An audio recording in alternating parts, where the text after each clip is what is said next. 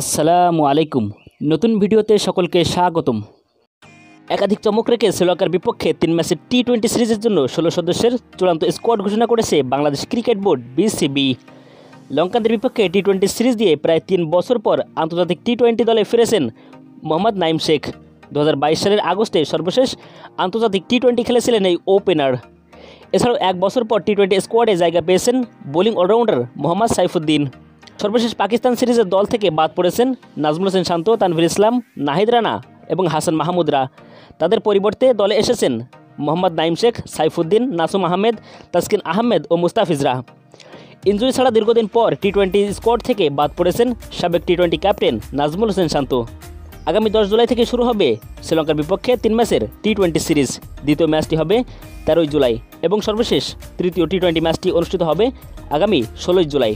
তো দর্শক, চলুন এক নজরে দেখে নেওয়া যাক লঙ্কানদের বিপক্ষে 3 ম্যাচের টি-20 সিরিজের জন্য কেমন স্কোয়াড গঠন করলো BCB.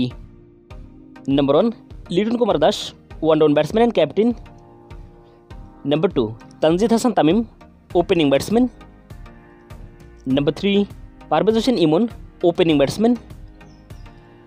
Number 4, Mohammad Naim Sheikh, opening batsman. Number 5, Towhid Hridoy, middle order batsman. Number 6, Jaker Ali Anik, wicket keeper and batsman. Number 7, Shamim Hossain Patwari, middle order batsman. Number 8, Mehedi Hasan Miraz, batting allrounder. Number 9, Rishad Hossain, bowling allrounder. Number 10, Sheikh Mehedi Hasan, batting allrounder. Number 11, Nasum Ahmed, spin bowler. Number 12, Taskin Ahmed, fast bowler.